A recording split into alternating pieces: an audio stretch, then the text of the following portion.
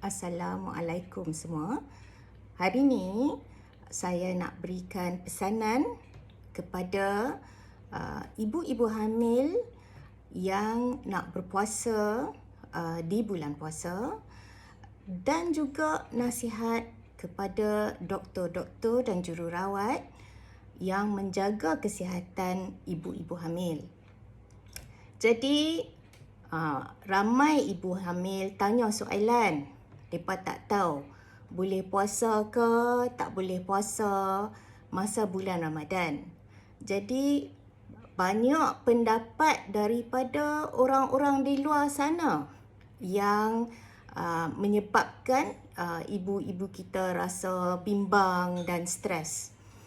Jadi saya nak bagi tahu, setiap ibu hamil ni berlainan.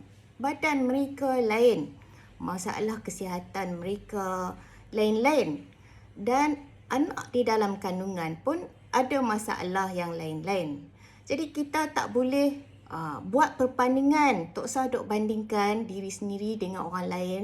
Kenapa orang lain boleh berpuasa 30 hari, saya tak boleh buat. Dan jangan pula kecam orang lain. Kenapa awak tak boleh puasa, saya boleh puasa masa hamil. Jangan buat macam tu. Setiap ibu tu berlainan, dan untuk setiap ibu yang sama juga setiap kehamilan tu berlainan. Jadi kita kena bagi nasihat untuk individu masing-masing apa nak buat bila bulan puasa. Jadi pertama sekali, doktor-doktor pun mesti tahu hukum dan fatwa berpuasa. Sebab kita nak bagi nasihat kepada ibu-ibu hamil ni, kita kena ikut fatwa yang betul. Okey? Ada fatwa yang dikeluarkan oleh Mufti Wilayah Persekutuan pada bulan Jun 2015. You all bolehlah buka dan baca fatwa ni. Jadi kita ikut fatwa dari Mufti. Terus duk dengar cakap orang-orang lain yang tak ada tauliah dalam bidang agama. Okey, fatwa dari Mufti menyatakan bahawa kalau ibu-ibu hamil atau menyusukan anak tu bimbang tentang kesihatan diri sendiri, maka dibolehkan berbuka puasa dan kena bayar qada saja di masa depan. Okey? Tapi untuk ibu hamil dan ibu yang menyusukan anak, kalau bimbang tentang kesihatan anak di dalam kandungan, maka dibolehkan juga berbuka puasa, tapi mereka kena bayar fidyah. Yang ni ada juga mazhab yang kata kena bayar fidyah dan qada sama sekali. So dari segi nak qada ke, nak bayar fidyah ke, atau kedua-dua sekali, rujuklah kepada fatwa dari mufti-mufti masing-masing dan buat pilihan dari segi perubatan itu, kesihatan tu dengar nasihat doktor. Okey? Jadi pertama sekali saya nak bagi nasihat kepada ibu-ibu hamil yang sihat dulu. Sihat tu makna tak ada masalah kesihatan diri dan tak ada masalah kesihatan anak di dalam kandungan. Okey? Pertama sekali, ada kajian perubatan di luar negara. Jika ibu hamil berpuasa di Eropah semasa musim panas, di mana waktu siang tu panjang dan lama, okey? Depa puasa sampai 17 jam, 18 jam pun ada. Jika depa buat kajian, depa membandingkan 83 orang ibu hamil yang berpuasa dengan 80 orang ibu hamil yang tak berpuasa. Depa tengok pembesaran anak di dalam kandungan sebelum dan selepas bulan puasa. Mereka dapati untuk ibu hamil yang berpuasa pada puasa jangka masa siang yang panjang waktu musim panas tu, ada perbezaan yang ketara dengan pembesaran baby dan mereka sangat bimbang perbezaan ketara ini boleh memudaratkan anak di dalam kandungan. Jadi pembesaran dia kurang sedikit. Kita nampak dari segi air ketuban, pembesaran dia dan pengaliran darah di dalam tali pusat. Ada perbezaan yang ketara di antara ibu hamil yang berpuasa dengan ibu hamil yang tak berpuasa. Jadi nasihatnya ialah jangan panjangkan waktu puasa tu. Jadi saya nak bagi nasihat. Kalau anda nak berpuasa semasa hamil, nombor 1, okay, sahur tu jangan tinggal. Okay? Wajib bersahur. Jangan tinggal sahur. Jangan skip sahur tu. Sebab nanti waktu anda berpuasa tu dipanjangkan. Dan ini boleh memudaratkan pembesaran anak dalam kandungan. Jadi bila kita tengok, kalau nak berpuasa di macam zon-zon di Malaysia ni, kita puasa 14 jam saja. Jadi selalunya kita tak jumpa masalah. Jadi dibolehkan. Syaratnya, janganlah sengaja nak panjangkan waktu berpuasa. Buka puasa pun on time. Okay? Jangan tunggu lambat-lambat nak buka puasa. Sahur pun kena. Okay? Itu nasihat saya nombor 1. Nombor 2 ialah ibu yang mengandung ni, mereka punya darah lebih pekat daripada wanita yang tak mengandung. Jadi kalaulah awak berpuasa, awak kena pastikan yang darah pekat tu tidak menjadi bertambah pekat sebab kekurangan air minuman. Jadi kita tak maulah masalah dapat darah beku kat kaki atau darah beku yang blok saluran darah dalam paru-paru sampai susah nak bernafas. Ini sangat-sangat berbahaya. Ibu hamil ni, risiko nak dapat darah beku ialah 6 kali ganda lagi tinggi daripada wanita yang tak hamil. Jadi saya bagi nasihat, jangan tinggal minum air. Yang penting 8 gelas sehari. Jadi kalau puasa tu minumlah dari antara buka puasa dan sahur. Make sure, pastikan anda dapat minum sebanyak 8 gelas air. Jadi caranya saya nak bagi nasihat, satu cara yang senang nak ingat ialah bila buka puasa, minumlah 2 gelas air. Okey? Lepas solat maghrib, minum lagi 1 gelas air, tu dah 3. Lepas tu, lepas isyak minum lagi 1, tu dah 4. 4 dah. Lepas tu, sebelum tidur minum lagi 1 gelas air, tu dah 5. Senang nak dapat kan? And then, bila bangun pagi, okay, nak sahur, minumlah 2-3 gelas air lagi. So, tu dah boleh dapat 8 gelas air. Okay, jangan tinggal minum air ni. Itu nasihat saya nombor 2. Okay, nasihat ketiga ialah wanita hamil ni, okay, bila dia tak buat kerja apa pun, badan dia dah kerja dengan lebih kuat lagi dari wanita yang tak hamil. Okay, sebabnya ialah nombor 1, okay, darah dia dalam badan ibu yang hamil ialah 1.5 liter lebih banyak lagi dari darah wanita yang tak hamil. Mereka perlukan darah yang lebih banyak dalam badan untuk pump ke bahagian rahim dan untuk memberi khasiat dan oksigen kepada anak di dalam kandungan. Jadi jantung dia pun bekerja lebih kuat lagi nak pump lebih darah di sekeliling badan dia. Nombor 3 ialah ibu ni memberi glukosa kepada anak dalam kandungan. Banyak glukos yang anak tu ambil dari ibu walaupun ibu tak makan. Jadi apa yang berlaku ialah lebih ramai ibu cepat letih.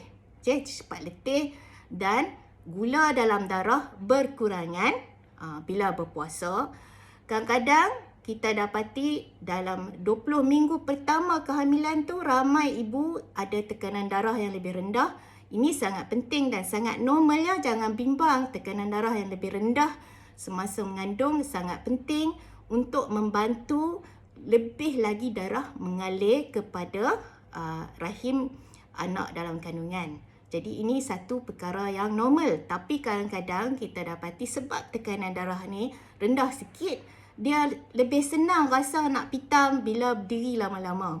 Jadi nasihatnya Tok Sah berdiri lama-lama dan dengar, sila pantau kesihatan diri sendiri dan listen to your body. Listen to your body maknanya you kena tahu kalau you rasa terlalu letih, okay, sampai loya-loya nak muntah sebab blood sugar dah drop, okay, bukalah puasa. Okay, tak berdosa buka puasa kalau tak mampu nak puasa.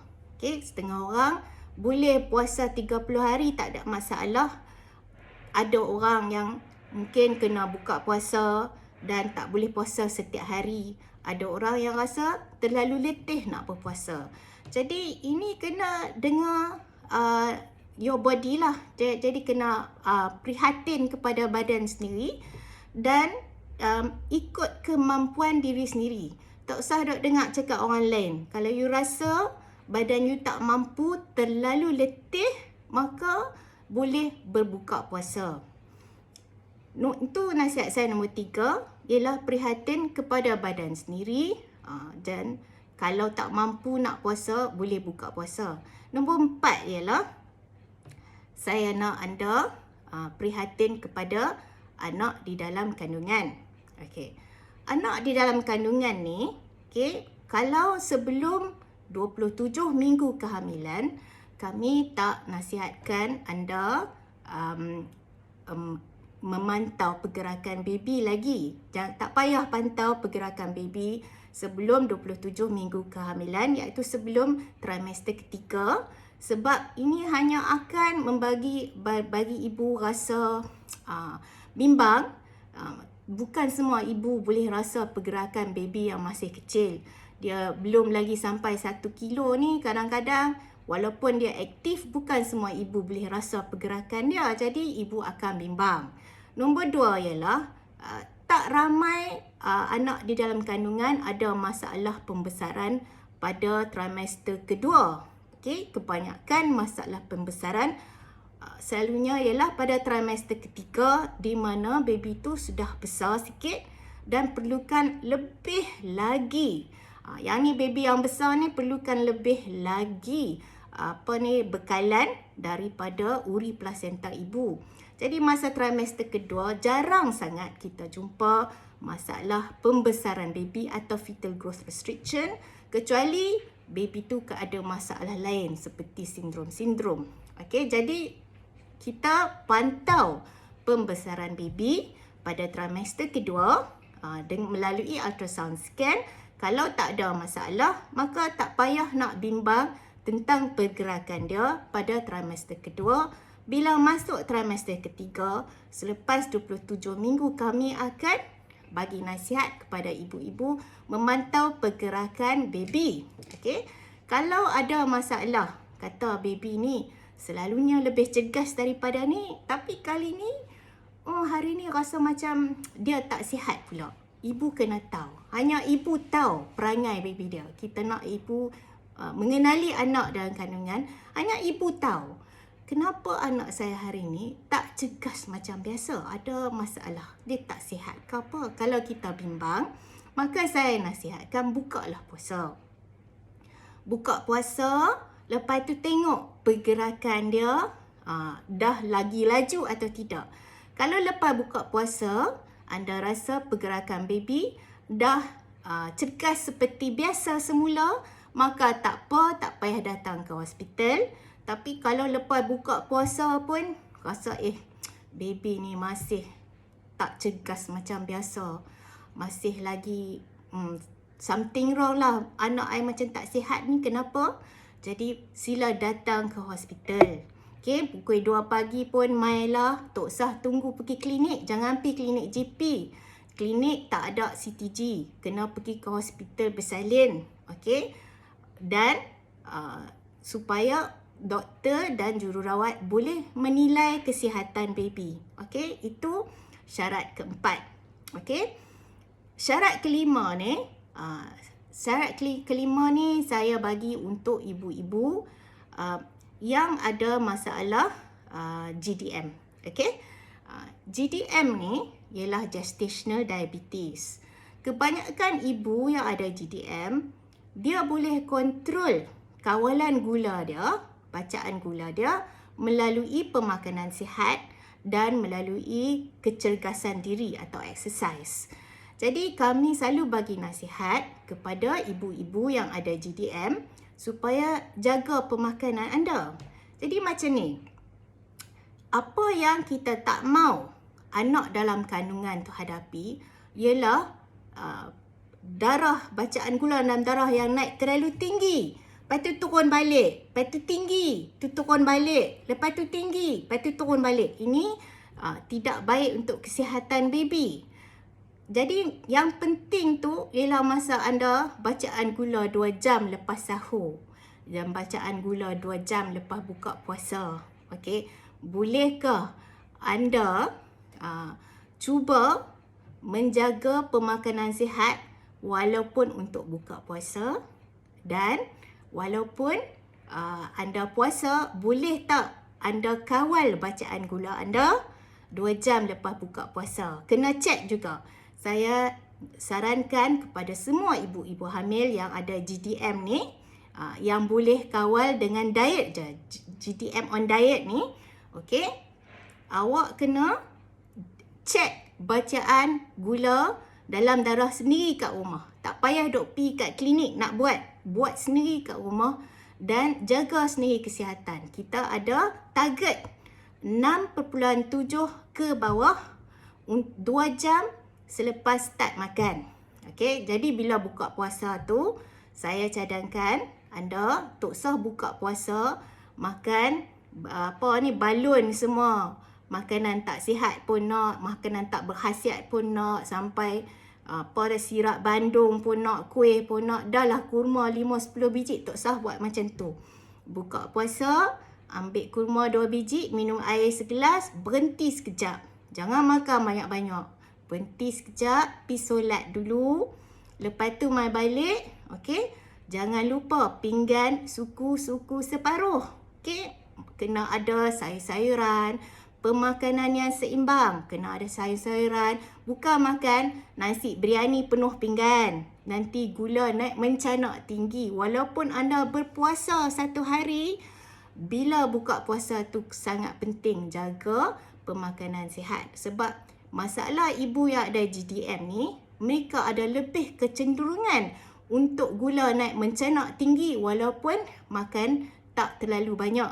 Jadi kita nak pastikan anda masih boleh kawal bacaan gula 2 jam lepas makan, kena on target juga. Jadi kena ada disiplin. Tak boleh makan terlalu banyak bila buka puasa. Tak boleh makan terlalu banyak kuih-kuih manis-manis, kek-kek. Makanlah makanan sihat juga dalam bulan puasa ni. Jadi nasihat saya kepada anda semua ialah, okey, cek bacaan gula 2 jam lepas sahur dan 2 jam lepas buka puasa, dan pastikan anda dapat kawal bacaan gula anda supaya tidak melebihi 6.7. Okey, kalau dah terlebih tu, sila pergi jumpa doktor kat klinik, minta ubat metformin. Okey, ubat metformin boleh membantu semasa buka puasa supaya kita kawal juga bacaan gula dalam darah 6.7 ke bawah. Tapi kalau bacaan dengan metformin pun tak boleh kontrol dan bacaan terlalu tinggi dan kena sampai ambil insulin, suntikan insulin. Jadi saya bagi nasihat, tak payahlah berpuasa kalau sampai kena ambil insulin untuk buka puasa. Jadi untuk kesihatan anak di dalam kandungan, kita tak mau bacaan gula tinggi mencanak, sebab dalam sebulan berpuasa ni, kalau ada bacaan gula yang terlalu tinggi, lepas tu turun balik. Bila puasa tinggi balik, buka puasa, saat ni turun balik masa puasa. Yang ni boleh mengganggu kesihatan baby, meningkatkan risiko ibu mendapat preeclampsia, meningkatkan risiko anak menjadi terlalu besar dan susah nak bersalin. sampai boleh bahu tersangkut, dan boleh juga kalau terlalu masalah yang diabetes yang tidak dikawal langsung ni boleh menyebabkan kematian anak di dalam kandungan. Jadi nasihat saya ialah ibu yang perlukan ubat insulin semasa mengandung, janganlah berpuasa. Jaga kesihatan. Kita nak pastikan bacaan gula tu dikawal. Walaupun berpuasa, jangan sangka tak perlu insulin. Jadi kalau anda nak berpuasa juga dengan penggunaan insulin, anda kena ada doktor yang memantau anda dengan sangat rapi untuk memberitahu anda cadangan apakah dos insulin yang sesuai supaya anda tak dapat hypo, masalah gula terlalu rendah semasa hamil ataupun masalah gula terlalu tinggi. Kita kena kontrol juga. Jadi kebanyakan orang susah nak kontrol kalau ada insulin. Jangan kata tak perlu insulin kalau berpuasa, sebab badan orang yang perlukan insulin selalunya tak cukup insulin yang dibuat oleh badan. Jadi kadang-kadang bacaan gula tu tinggi juga walaupun tak makan apa-apa. Jadi yang mana yang perlukan insulin tu, cadangannya ialah tak payahlah berpuasa semasa hamil, sebab ini boleh memudaratkan kesihatan ibu atau anak di dalam kandungan. Jadi inilah 5 nasihat saya kepada ibu-ibu yang hamil. Nombor 1, jangan panjangkan masa berpuasa melebihi masa yang sepatutnya. Wajib sahur jangan skip, buka puasa on time. Nombor 2, minum air secukupnya. 8 gelas dalam masa 24 jam tu jangan tinggal minum air. Kalau muntah-muntah tak usahlah puasa, tak payah. Okey. Nombor 3, kalau dengar pada badan kita sendiri dan ukurlah kemampuan kita sendiri, tak payah bandingkan diri sendiri dengan orang lain. Orang lain boleh buat, kenapa kita tak boleh buat? Kita boleh buat, kenapa orang lain tak boleh buat? Itu urusan mereka, yang ni urusan anda. Kalau rasa badan anda terlalu letih, sampai blood sugar drop, ataupun kita nak berdiri pun nak pitam, dan rasa loya nak muntah, terlalu letih, maka dibolehkan buka puasa. Kalau boleh puasa sampai habis. Mungkin tak boleh puasa setiap hari, ada orang boleh buat setiap hari. Jadi dengar kepada badan anda. Nombor 4 ialah dengar kepada anak dalam kandungan. Kalau dah 27 minggu kehamilan ke atas, sebelum 27 minggu, tak payah pantau pergerakan dia. Bila dah trimester ketiga, pantau pergerakan dia. Dan kalau bimbang tentang kecergasan baby dah kurang, dia tak bergerak macam biasa, buka puasa. Dan kalau buka puasa pun dia tak back to normal, masih lagi ada masalah, pergi ke hospital. Nombor 5 ialah untuk ibu yang ada GDM on diet control, dibolehkan berpuasa dengan syarat anda cek bacaan gula anda pantau apa yang anda makan, pastikan anda masih lagi mengamalkan pemakanan sihat dan seimbang. Tak usah kata sebab puasa 1 hari, lepas buka puasa boleh balun macam-macam. Sebab ini akan meningkatkan risiko kepada diri anda dan anak anda semasa hamil. Jadi kalau anda perlukan insulin, tak payahlah puasa. Jadi saya harap semua ibu-ibu hamil mendapat manfaat daripada nasihat ni.